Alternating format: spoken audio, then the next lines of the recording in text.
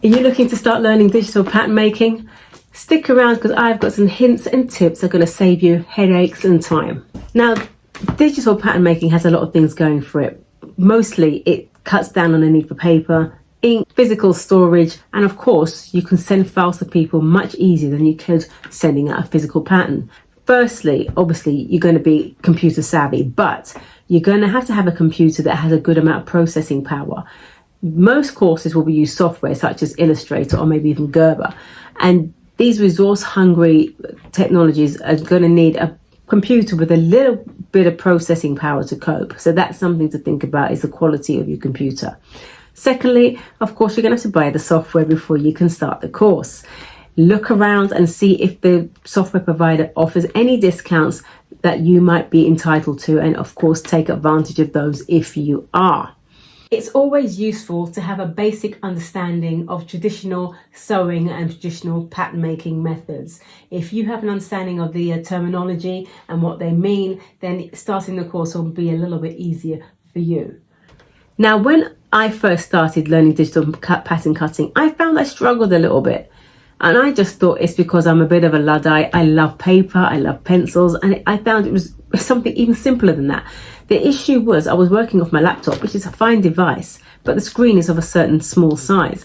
I wasn't realizing that I wasn't clearly seeing all the lines to see if they were meeting up correctly or overshooting each other or not quite touching. I wasn't seeing that clearly, but when I could see things on a bigger monitor, crisp and clear, I saw what my previous issues were, and I wished I'd had the monitor before I'd started the course. So if you have the resources to get a monitor, I suggest you do. It's very, very, very helpful when it comes to digital pattern making. I can't express that enough. Now, of course, with any course, you need to know what you want to get out of it. Are you looking to become industry standard by the end of it, by growing from basic blocks all the way to advanced garment making? Do you want to be grading? What do you want to do? I chose a course that offered me all of that, starting from the ground up with your block, going to your advanced garment making and grading. The course I did was confident pattern cutting and grading, and I found that to be a great course with lots of support. So that's something to think about. Find out what the course is offering you. I would say get a filing system in place from the start, because you'll be doing things over and over and over again, and you'll have numerous versions of the same thing. You need to get a version control system done from day one. Something where you've got the file name, the date you created it, the version number. If you can, put a little notation at the side to say what you did and what changes you made and why. Try and get into the habit of doing that, because I've done it myself, where I've got 15 basic blocks. What was the first one? Why did I change it? What happened? And it gets unwieldy real easy. So get a file system in place if you can. The most important thing is to have some grace and patience with yourself. You're going to find that it's a new software, it's a new way of thinking maybe, and it's a little bit, requires a little bit of brain power and practice and repetition for you to get it. Don't expect to hit everything straight the first go. Don't get frustrated when things aren't going right. It's a software at the end of the day, and there's always going to be something that's a bit buggy or glitchy or not working the way you want it to work. And sometimes it's something simple you need to do or not do.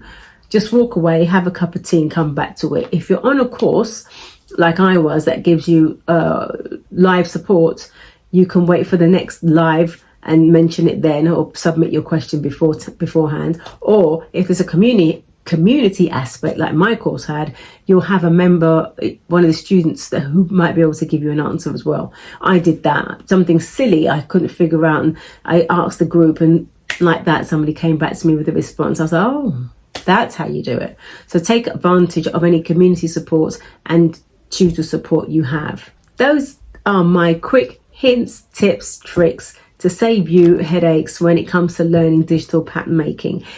I hope that you pick a course that you love. If you do, let me know, and let me know why you're learning it. Is it just for your own personal use, or are you looking to become a PDF pattern maker, or are you going to work in the industry somewhere else? I'd love to know.